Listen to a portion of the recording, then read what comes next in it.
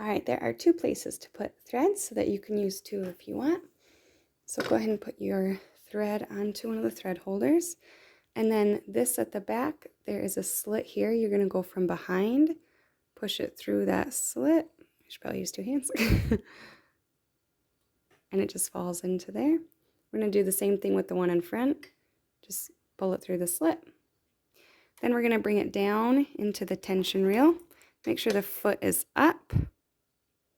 So from right to left, you just push it between. There's two discs. It needs to go in between those. And then there is this little thin metal hook right here.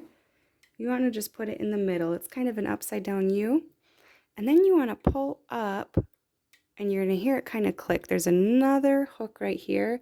It needs to go over so that it's in both of those. So then we're going to put it through here. There's a circle right there. This one you actually have to go right from left through the hook, through the circle. There's no slit to just pull it through. But then this hook here, we're just going to take it from the left and pull to the right. Same thing on the one below it. Start on the left, pull to the right.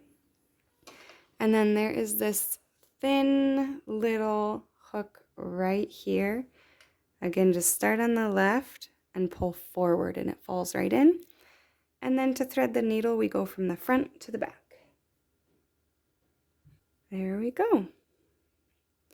To bring up your bobbin, I already pulled mine through, but all you do is rotate the needle one time and then pull your top thread. It loops around the bobbin thread and pulls it to the top. This machine has a couple really interesting features. This knob, you can raise and lower the feed dogs. So on regular, they're up. Silk, it's lower. And darn, they're all the way down. It's a little bit tough moving it back. This R puts it into reverse so you can sew either direction, and you can see the feed dogs moving when I push that. This adjusts your tension. And then these actually change into, you can do a zigzag stitch, and this uses this zigzag stitch to do a buttonhole. So this one here is going to change the length of your stitches. When you do your zigzag stitch, this on my machine, I don't know if other ones stay with it, but when I bring this back, I actually have to manually move that.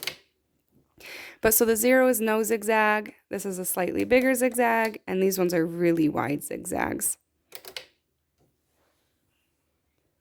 Your zipper, or not zipper, your buttonhole, you have to pull these two buttons forward to move it. So right now it's on off, it's just going to be a straight stitch. If I move it here, it's going to change it into a zigzag mode, and it's going to go, let's see, it has an arrow to go backwards. This one just zigzags back and forth at the front and back. So this one, when you're zigzagging this first one, it's going to bring it forward, zigzag back and forth. This one puts the machine into reverse, and it's going to zigzag back so that you can create, it goes around a buttonhole. I'm just going to do a straight stitch for a second so you can see this machine working.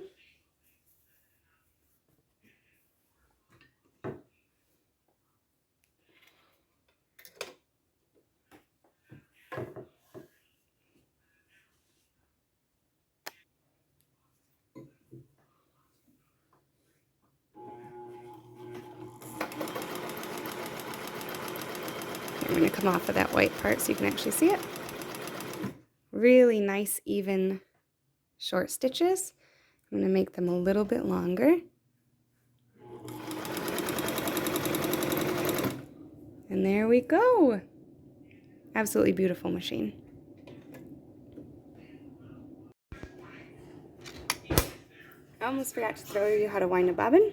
So how to wind a to wind your bobbin, you lift this flap in the back. You're going to put a bobbin onto this here. And this you just push over, and that engages it. When you're done, this, when it gets wide enough, will actually push that back, disengages it, and you can pull the bobbin off. this has to be shut for the sewing machine to work.